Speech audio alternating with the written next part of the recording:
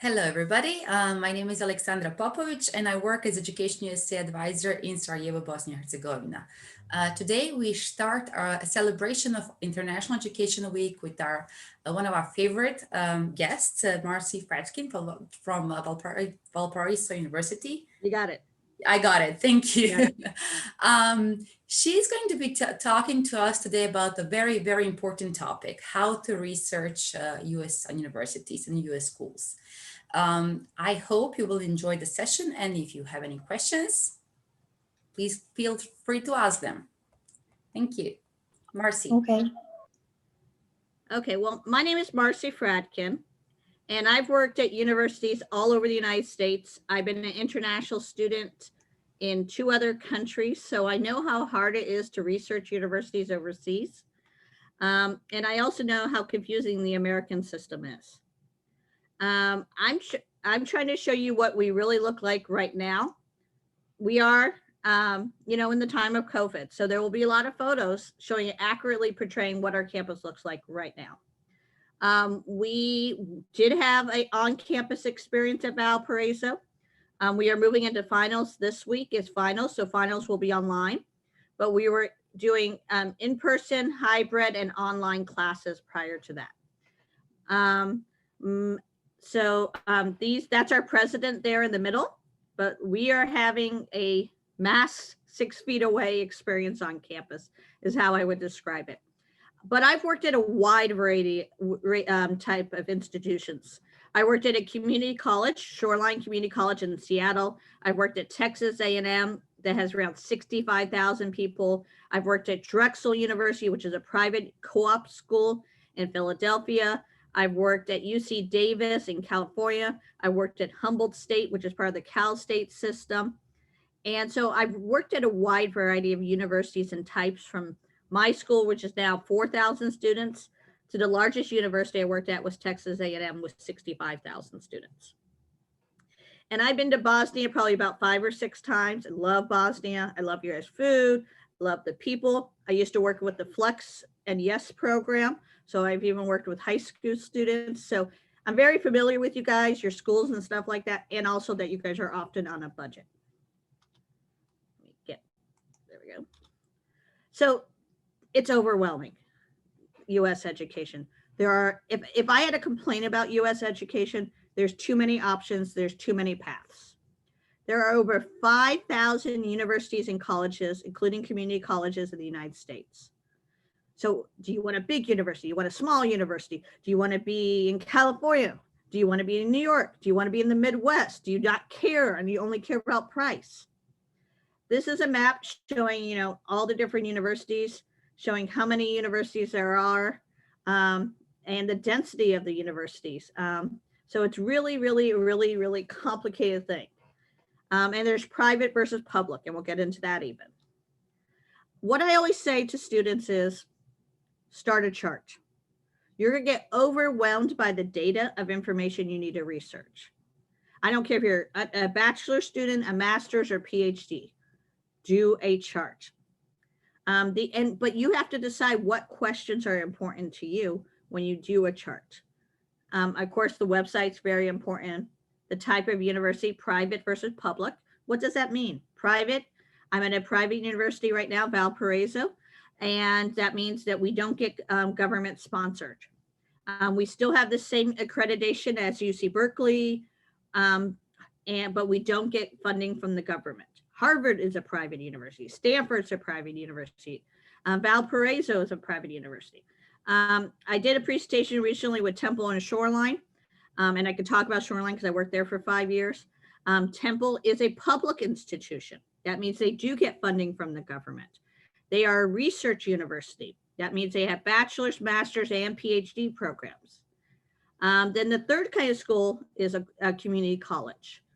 A community college is usually public. 99, there's like 2 private community colleges in the United States, but 99.9%, they're a public institution. They offer the first 2 years of a 4-year degree, or they offer some technical degrees. So these are things I think when you're looking at universities, you have to decide what's important to you. So private versus public. Do you want a big university? Like Temple has 30,000 people, but that's still not that big. 65,000 is pretty big, like Texas A&M. The other thing I think you really should look at is the faculty to student ratio. How much attention are you going to get from that faculty? So Valparaiso, for instance, is 11-1. Temple is 14-1. Shoreline is around 11-1. Where do you want to be? Do you care if you're in a suburb or in the country? What kind of setting is important to you? Of course, them having your majors is very important to you.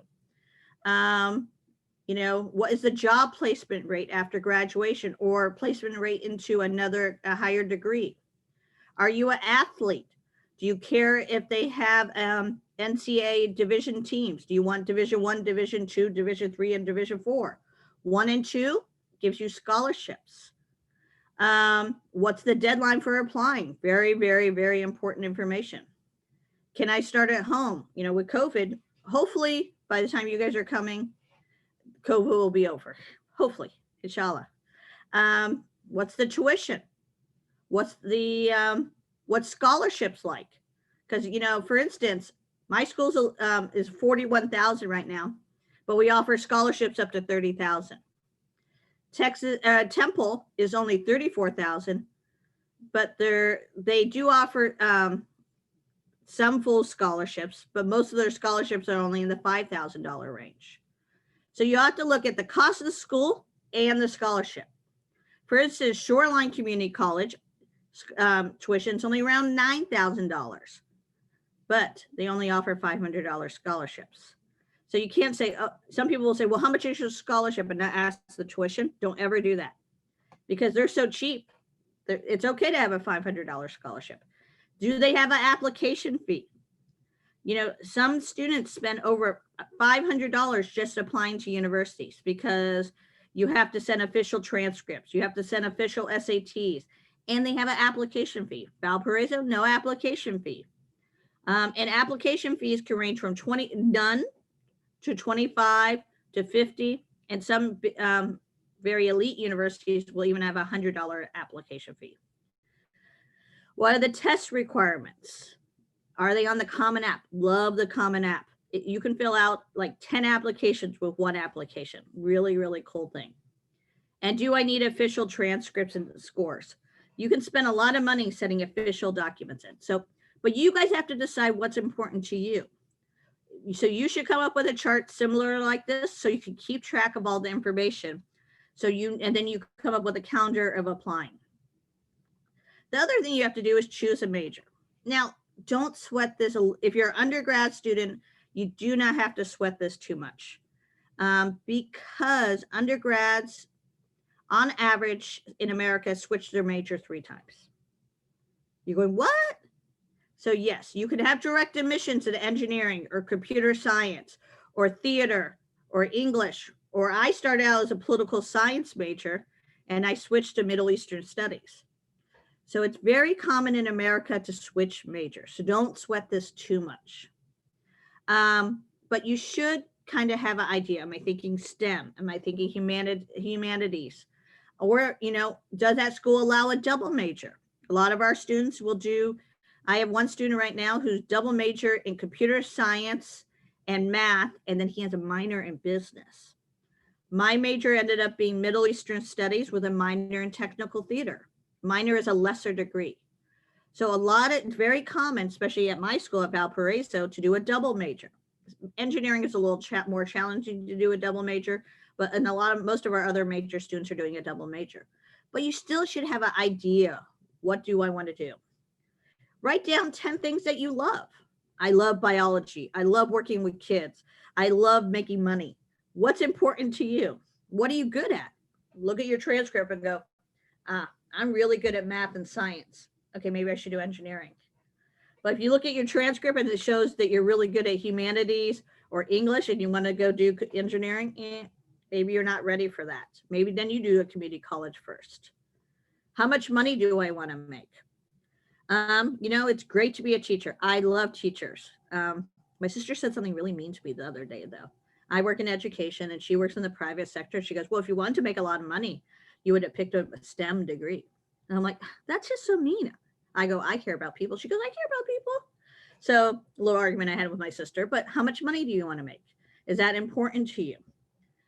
Talk to people who are working in that field. If you want to work in education, go talk to a professor, go talk to your teachers.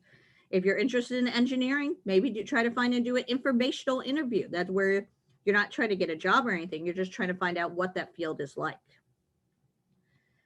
And 5 is really important. 50 to 70% of people change their majors. In America, the most common major is undeclared. I don't recommend that for international students, though. You can change your major, but pick something initially that you think you want to do. It will help you with your visa interview. Here's 11 other ways to prep for college. I'm not going to read them all. I'm going to pick some of my favorites. 2, you guys, if you're applying next year, you probably won't need a TOEFL or IELTS. Or sorry, well, you'll need some kind of English score, but you probably won't need the SAT or ACT. Most schools at this point are waiving them due to COVID. And I hear that it's easier to take the SAT in Europe right now than it is in America.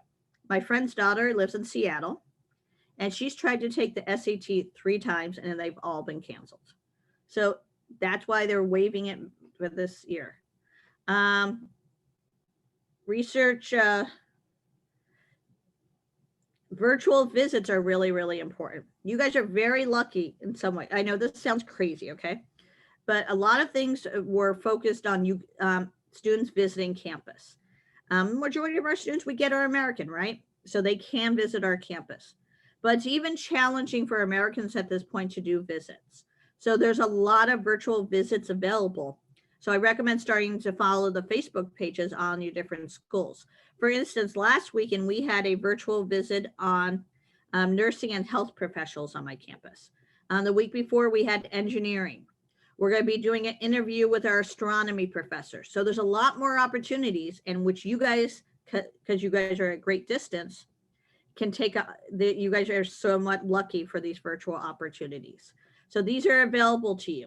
So start following their Facebook pages, their Twitter pages, their Instagram.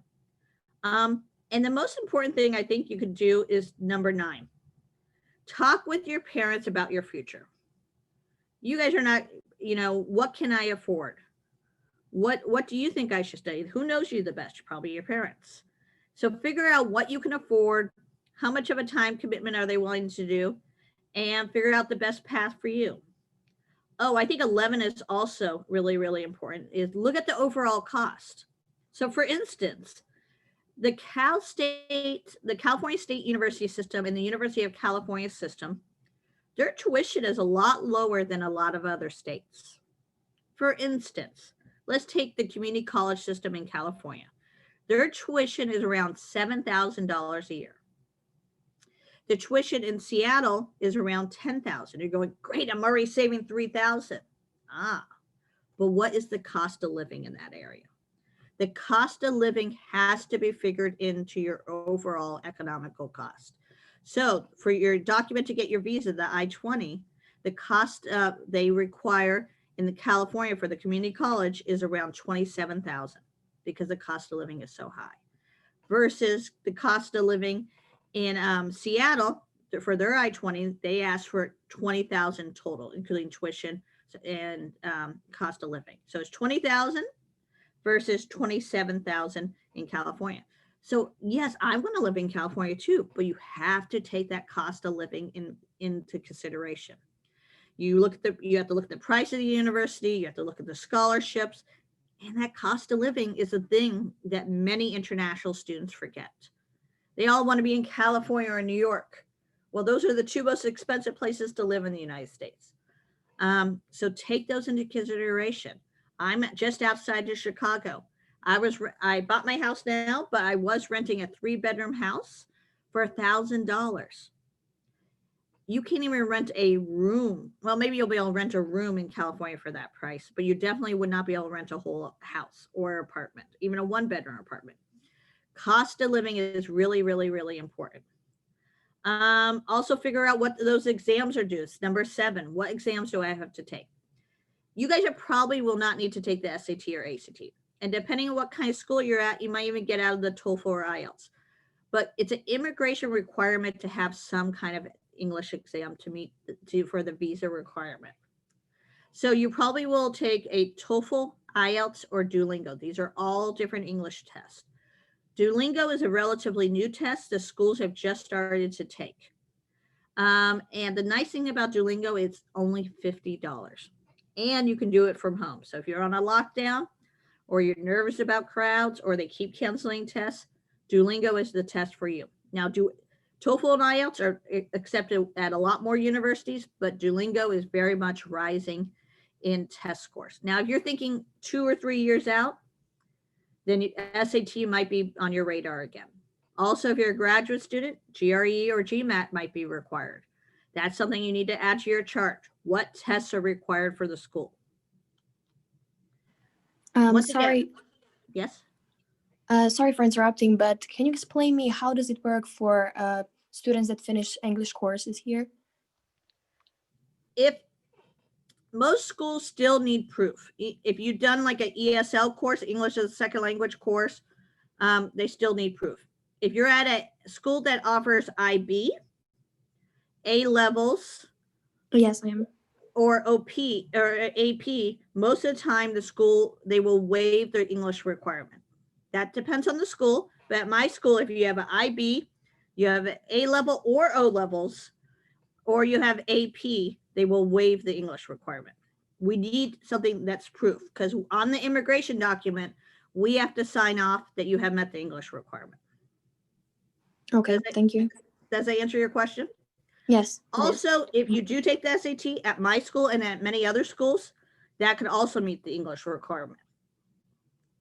Like I said, there's over 4,000 institutions in the United States. We talked about research, master doctoral, liberal arts, and community college, public versus private, large versus small, class sizes, options to start from home, and where do you want to live? Urban, suburban, or rural? Where do you want to, what experience do you want to have? These are all pictures of my campus. And like I said, we are having a massed on-campus experience. So this is a question I want you to ask the university. What makes you different? Like I said, there's 4,000 schools in the United States. What makes you different? Now, as Valparaiso, I'm going to answer this. We are a blend of liberal arts and STEM. So STEM stands for science, technology, engineering, and mathematics. So we're a blend of those two things. The other thing is, so liberal arts means that we teach the reasoning behind. We try to educate both sides of the brain. Our faculty student ratio is very small. Our faculty ratio is 10-1. We don't use teaching assistants on my campus. All my classes are taught by real faculty. And our average class size is only 19 students.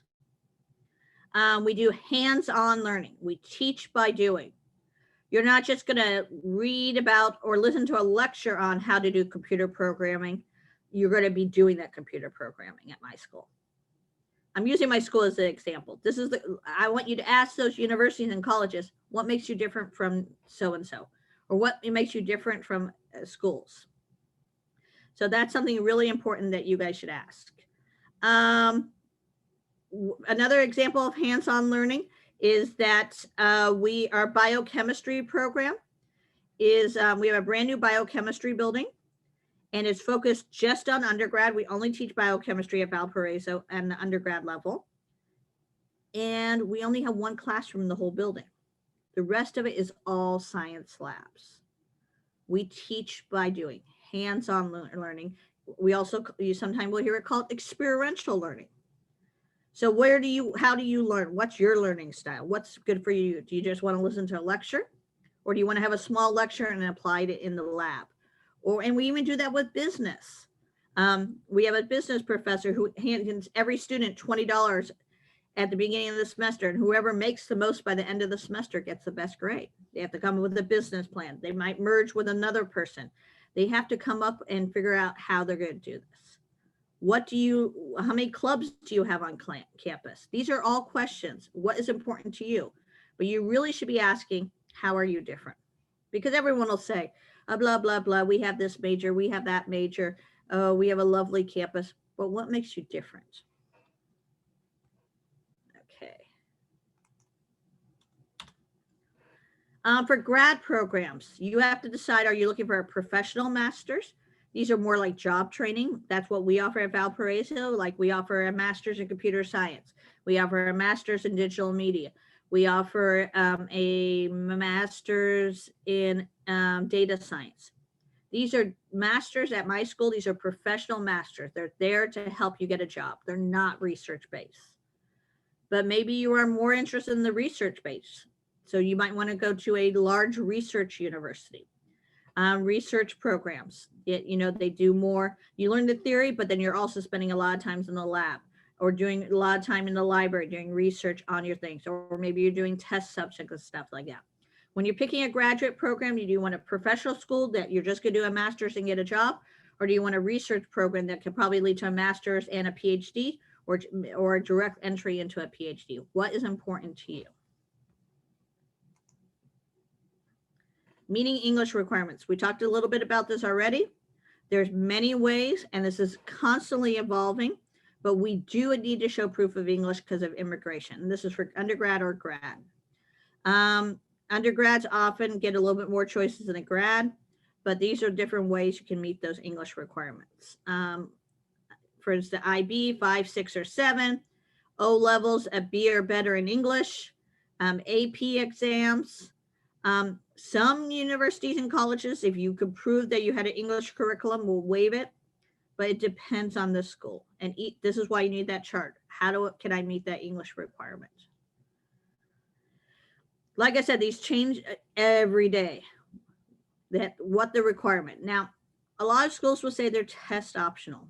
And if you're applying for the 2021, 22 year, yes, you won't probably have to take the SAT or ACT, but and some are waiving the GRE or GMAT. Less on the grad side for some reason, and I can't figure it out. My school doesn't require GRE or GMAT for grad students.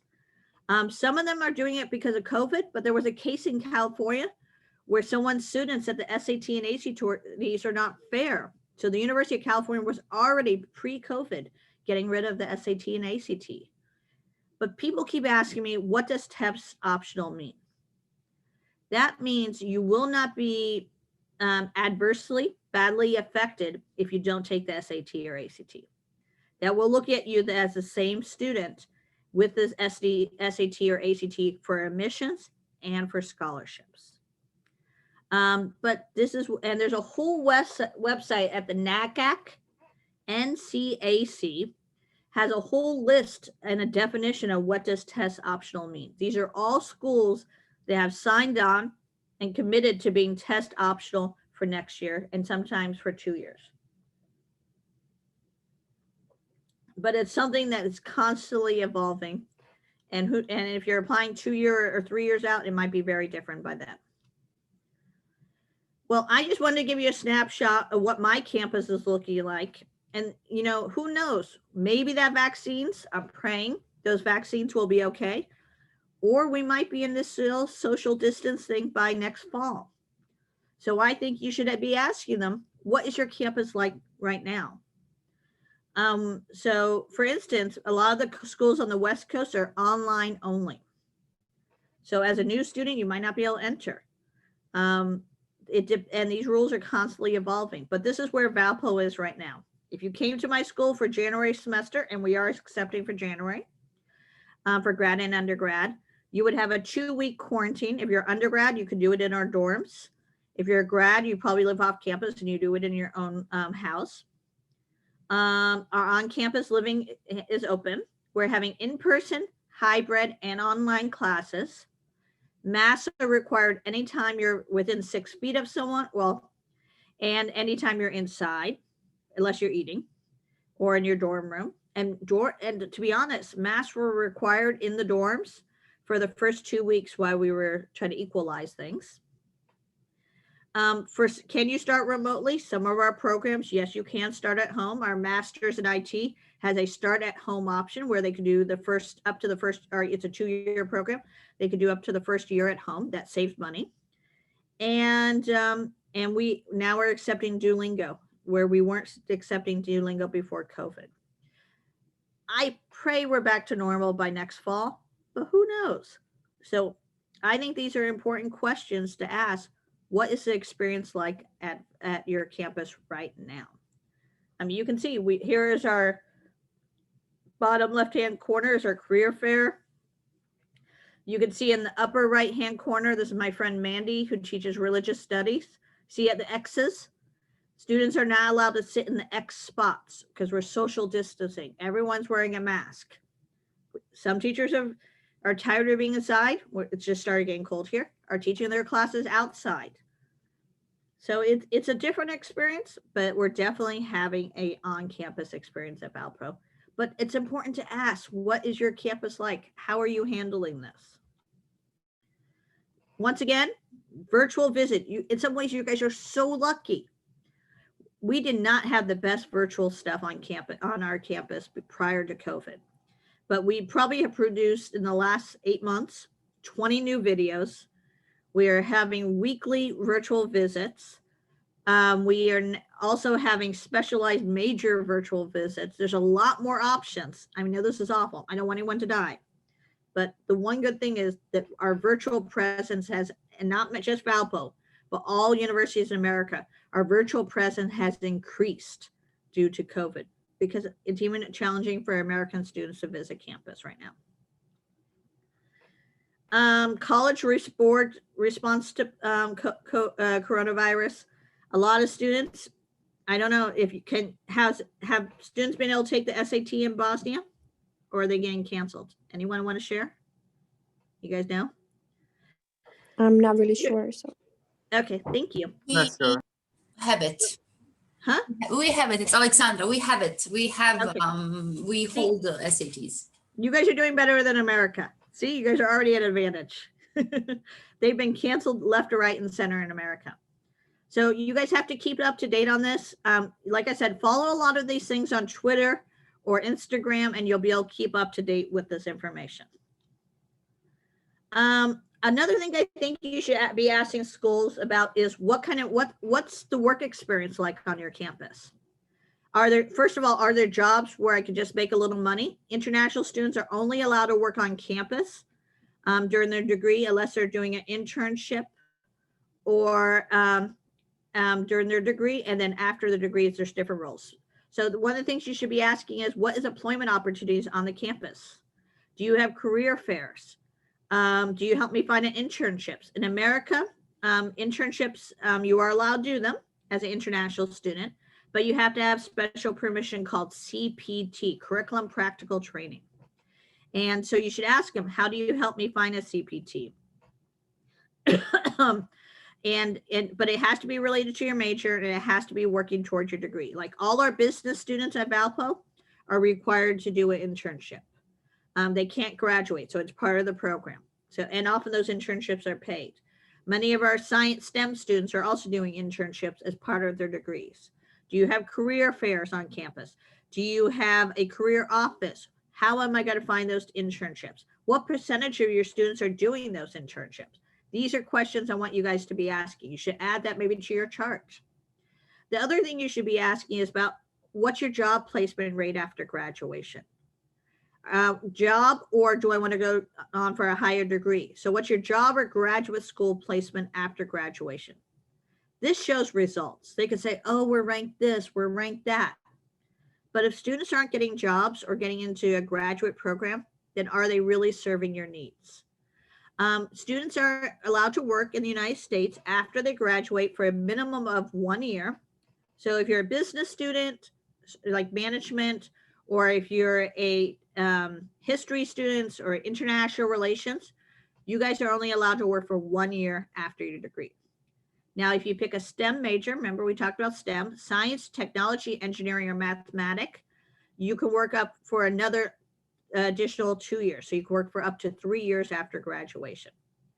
You're going, well, I'm a business major. That's not fair. But even within business, there are some STEM majors.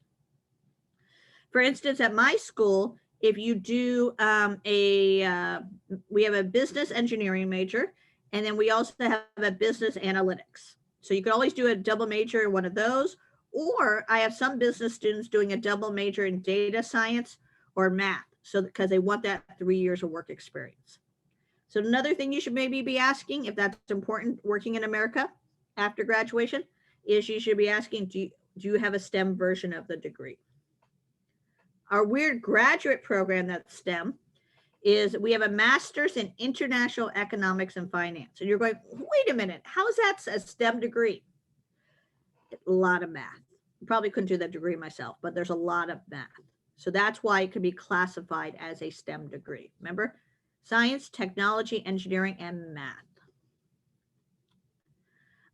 You should also see what companies are based in that area. These are all, my campus is only 72 kilometers outside Chicago. And we have this thing called the Chicagoland. And I don't know if you guys know this, we have one of the largest Bosnian communities here in the Chicagoland. So there's a lot of different opportunities. So you should be asking what companies are based in your area. So these are all some companies that are based in the Chicagoland. A lot of our students have done internships or gotten jobs. And you're asking, okay, what's Valpo's job placement rate? We have our average of 97% job placement rate. Last year, our engineering and business were both 99% job or grad school placement. I think this really tells a lot about the university. And when you guys are doing your research at universities, I think you should ask them what companies are in the area. And you should be asking, what is your job or grad school placement? I'm very proud of our 90. This shows results. This shows our education are getting those students those jobs or into grad school. Okay, application. I'm going to use Valpo as an example, but I'll talk about other schools as well. This is my campus, by the way, very pretty. The application, what is the application process like? So for international undergrads, we waive the application fee.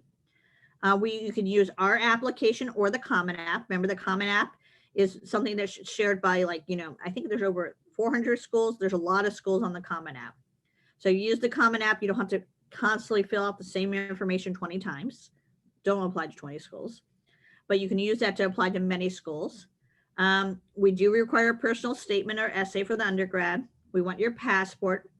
We need proof of some kind of English, and there's many ways to meet that. And we will take e-transcripts and e-test scores. That means we'll take electronic copies of those test scores. You don't need to have them mailed. You don't need to have, we prefer if your counselor uploaded them, but if you don't have a counselor, that's okay. But we will take them electronically. If you decide to come to my school, then we will ask for official copies of tests and things. And at the time of application, we don't require proof of finance on the undergrad side. Why you're going proof of finance? What's that? Well, to issue your immigration document as an international student, grad or undergrad, you have to show 1 year of tuition and fees, or tuition and housing. 1 year. You don't ever give us the whole amount, but you have to show that you have that. You can have your grandma's bank account, your mom's bank account, and your uncle's bank account. You can show whatever that number is. So it's minus the scholarship you got from the school, and it will show how much you got. And that's the second part. That's after you're admitted. But some schools will have that as part of the admissions process as well. We do not at Valpo on the undergrad side. Now, grad admission. Does that school require GRE or GMAT? My school does not. We will take electronic transcripts. If you're looking at graduate programs, I think bachelor's degrees in Europe, a lot of them are 3-year bachelor's degree. Do they take a 3-year bachelor's degree? It's one of the questions you need to ask. You add that to your chart. We only require TOEFL or IELTS. We soon will be accepting Duolingo for grad. And then SOP, you're going, what's SOP? Statement of purpose. This is your elevator pitch. This is you selling yourself to the school. Why should I be accepted? Why am I a good fit for this university? And why am I a good fit for this major? Most schools, I don't care if you're going to apply to Harvard or you're applying to Valpo. I don't care if you're applying to a research university or a professional master's like Valpo. Most schools will require on a graduate side a statement of purpose for master's or PhD. Often they want to see your resume and your transcripts. And graduate programs in my school have an application fee, but not undergrad. I want to get into funding a little bit more. Scholarships, everyone goes, oh, I want a full scholarship. Well, so do I. But the reality is there are very few schools on the undergrad side that offer full scholarship. Are there none?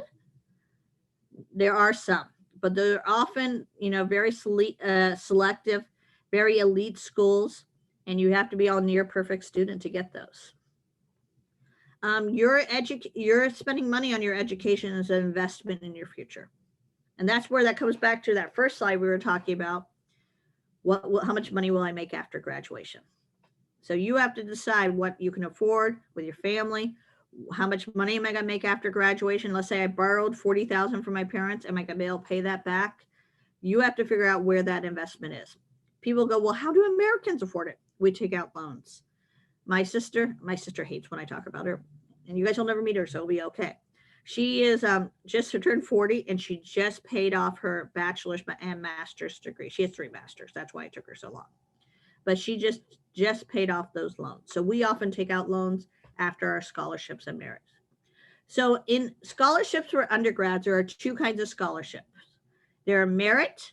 That means are you a smart student? Are you involved in campus? Have you done something cool? That's merit. It's based on you, your profile, your person, your grades, your test scores, and your activities. The other one is need-based scholarship. Can you prove that, oh, my parents are teachers, we don't make a lot of money in Bosnia, my family doesn't own a lot of property? Those are need-based scholarships. So in your chart, you should say, okay, are they giving merit scholarships? Are they giving need scholarship? Or are they giving a belt of both?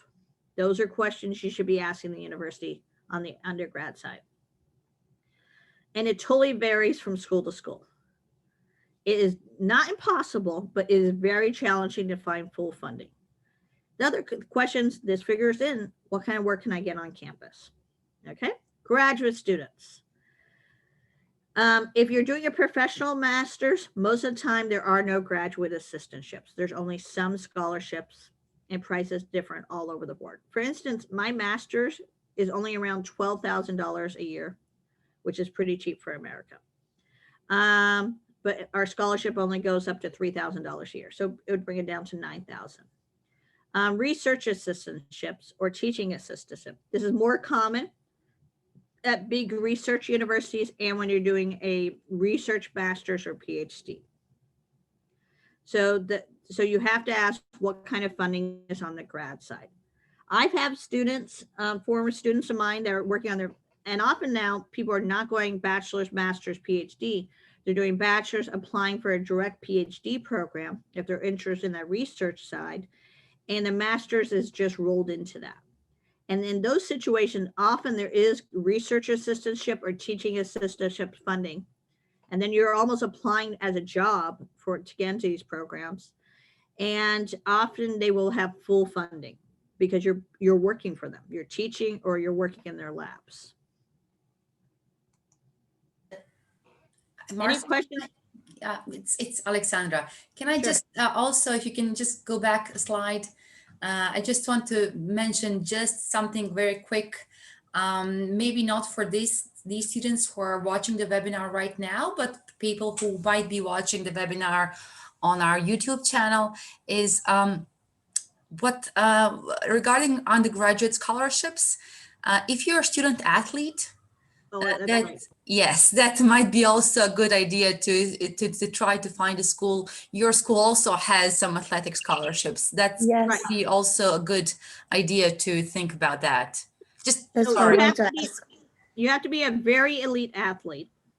And that's another thing when you're doing that research on the school. Remember, we had that on the chart. Are they NCAA Division I or Division II? Because those are the people that give scholarship for tuition or for things. Now, will they give you a full scholarship? So we only have 2 sports on my campus that will give full scholarships, and it's men and women's basketball. I know you guys are very good at basketball in Bosnia. You guys are very famous for basketball, but still, you would probably have to almost be on your country's team to get that scholarship. It's very, very selective. And you would have to go through the NCAA clearinghouse, which is this thing making sure that you're not a professional basketball player in Europe. So there's a lot of rules about it. Now, what's more common is that, and I've done this with some, I've had these offers with some Bosnian students, is where it's a combination of both, that they're getting some money from playing athletics and they're also getting some merit scholarship. So that's probably the most common thing you will see is a mixture of both. And that could be a full scholarship still, or that you're paying very little. So mostly Division I and Division II NCAA schools are the ones offering athletic scholarships. Anything else you want me to clarify on that one? I will add that to this slide for future use. Good idea. Yeah, no, just wanted to mention that because that's a lot of time, that's a question that education youth centers in Bosnia do receive. So just to chip in a little bit. Thank you, Marci. No problem. So at my school, for grad or undergrad, there's no separate application for scholarships. All students are automatically, it just switched without me.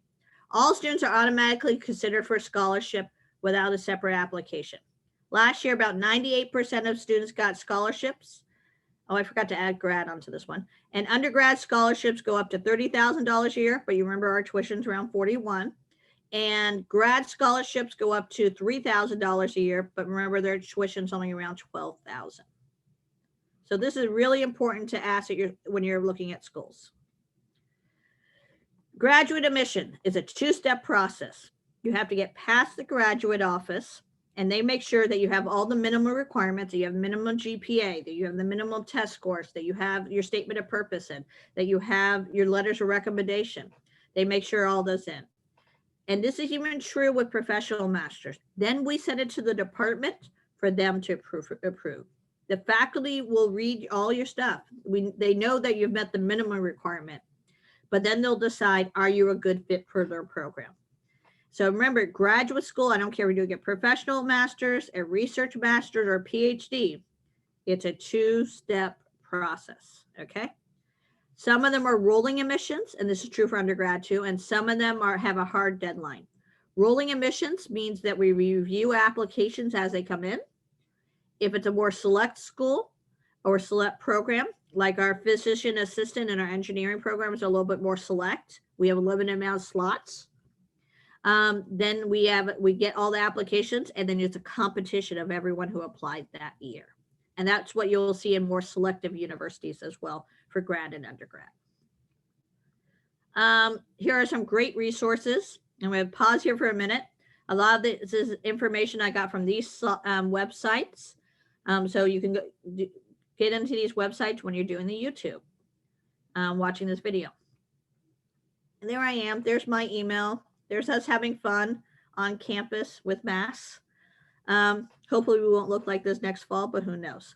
So what questions do you guys have? We got 15 minutes for questions.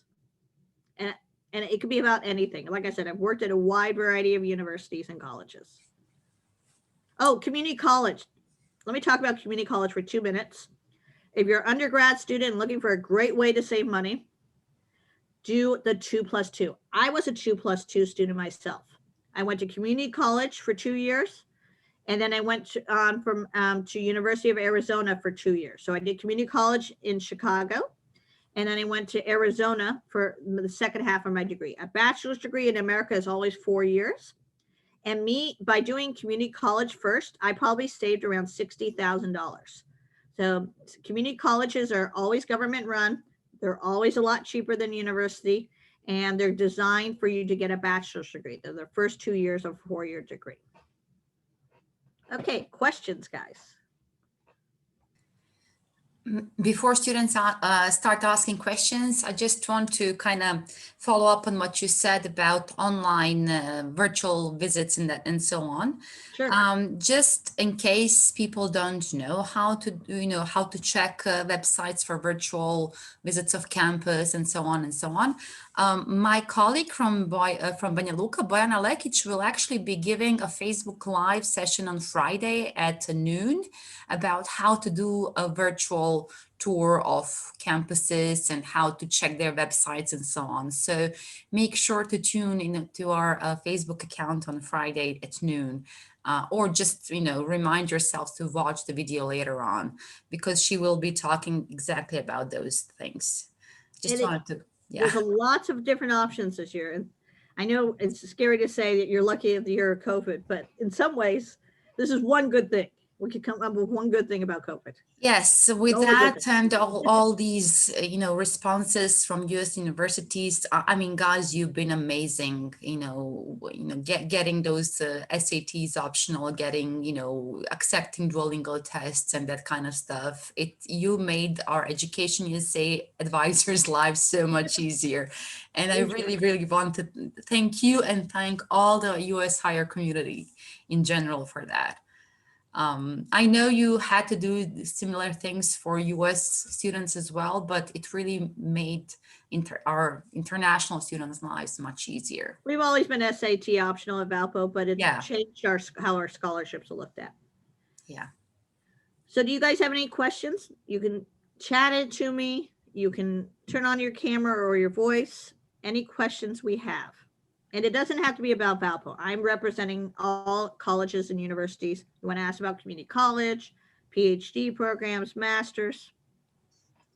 I was wondering if you could tell me something more about double majoring. Is it like, should people do that? Because I'm not entirely sure if I would like to do that, because I'm really interested in many different areas, and I would like to, kind of take two similar or somewhat similar fields and double major in them. Should I do that? Is that a smart decision? So here's the deal is, you just have to have one major when you apply. You should look if that other major is available at the university, but it depends on what you want to study.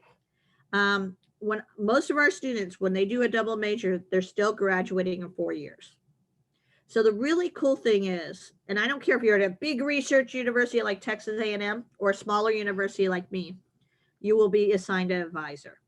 And that advisor is like your tour guide of your education. Where education leaves you off, this advisor will pick up the reins and help you figure out your next steps. But when you're talking to them about, is this the right university for me, you can ask, can I do a double major? If I remember correctly, Luca, you were interested in physics and computer science, right? Or no, engineering and physics, right? I think that was right. Something like that. Engineering is a little harder to do a double major. You might be able to do a minor. Some majors have a lot of required courses to graduate, and some don't. So like if you want to do engineering and physics, it might be possible because there's a lot of physics in a lot of engineering majors. Or if you want to do math and engineering, totally possible because there's lots of math and engineering.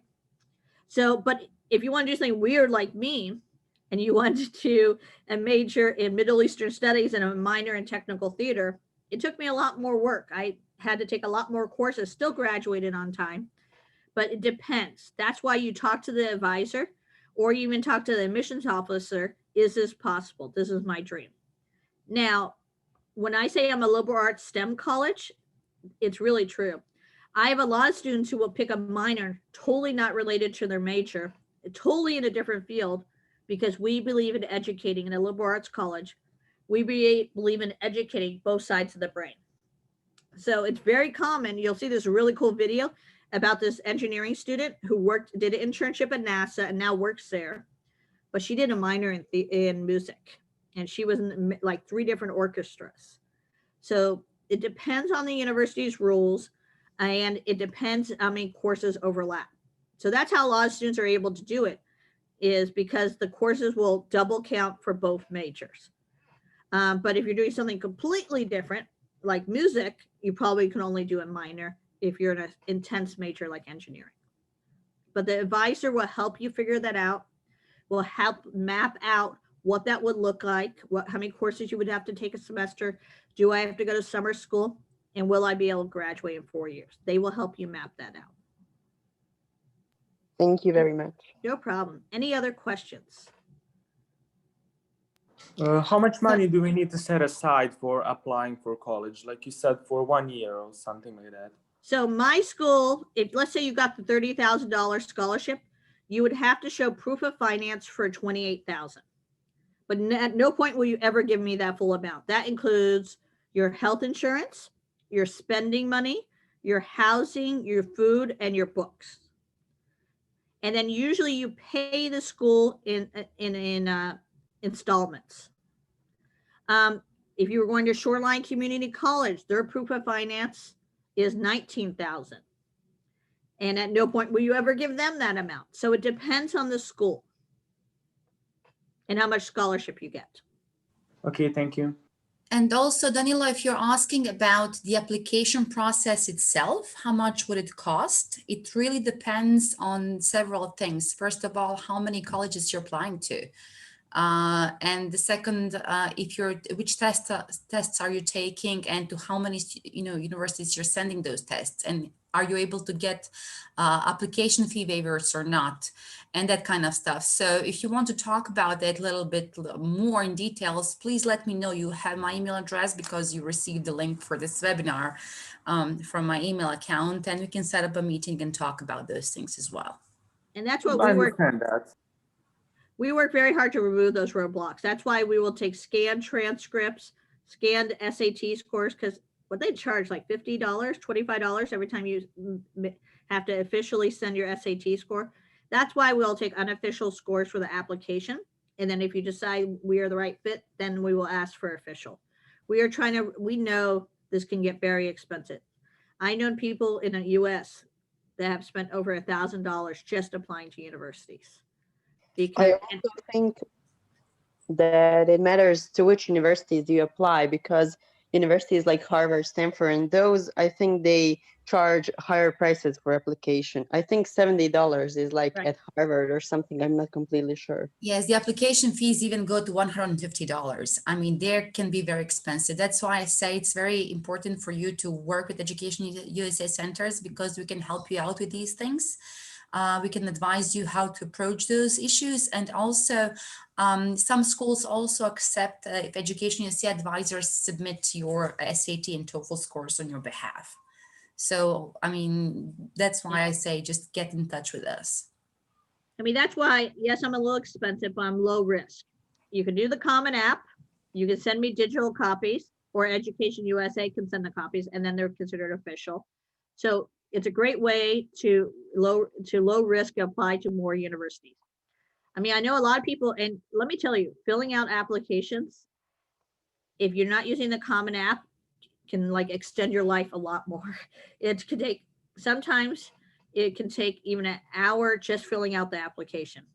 And then if they're asking for all these certain essays, like we take the Common App essay. But if you're writing an essay for each school, that can add, I mean, sometimes I've helped students and it took them like 2 or 3 weeks just to write one essay. So, think of all these things and add them to your chart when you're trying to figure out. Remember, that application fee really can really add up. And are they taking unofficial transcripts? That can really add up. And so think of all those things when you're trying to make your plan to apply. And one more thing, because before maybe we continue to another question. Bosnia and Herzegovina holds competitive college clubs each year, and this year we also, our deadline is kind of extended throughout International Education Week and maybe a little bit before after.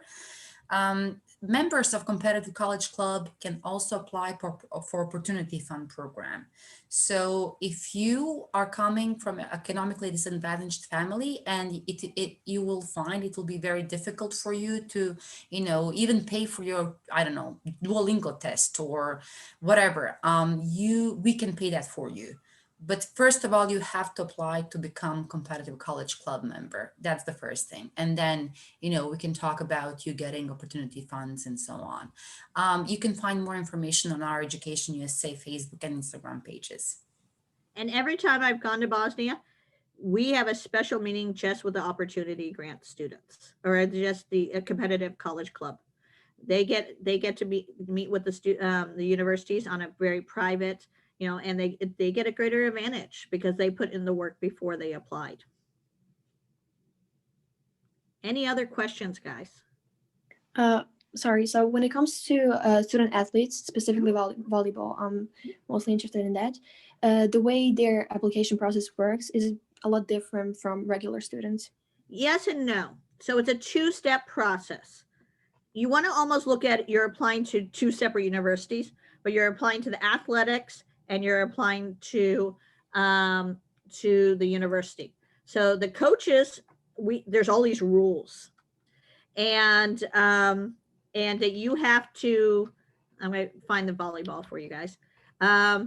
You have to apply to the coaches. They accept you, and then I independently accept you. Of course, you have, if you want to do both, you have to be accepted at both. But there's rules about when we can even apply and when you can do that. A lot of sports will have a form that you have to fill out, and I'm going to add the form here when I find it. It's called a recruitment form, a recruiting questionnaire. And Sophia, I'm going to put this in the messenger for you. Yeah, okay, thank you. And everyone can take a look at this, but this is very common that you will see a recruiting questionnaire.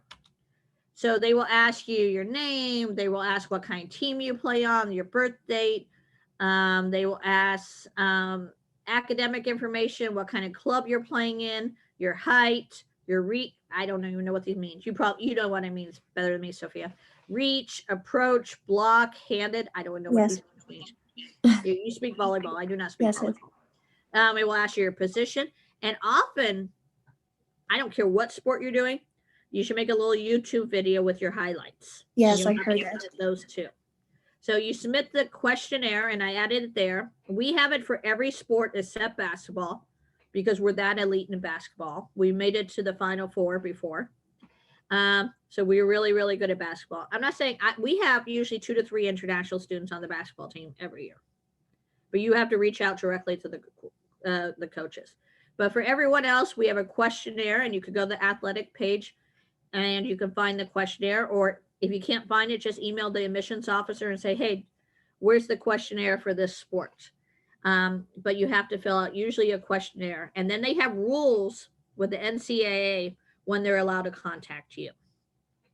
The other thing is, if you want to get to a Division I or Division II school, you have to be between your junior and senior year, between your second to last and your last year, that summer, you need to get NCAA qualified.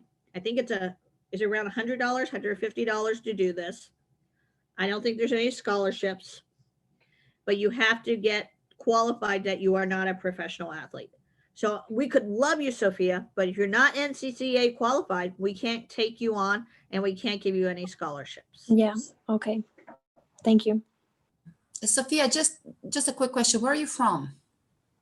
Banja Luka. Banja Luka. Okay. Have you talked with our Bojana Lekic? She has a good track record with this athletic scholarship. I haven't talked to her. I've been to American Corner, and we had a little chat about it, but I'm planning on doing it in the future.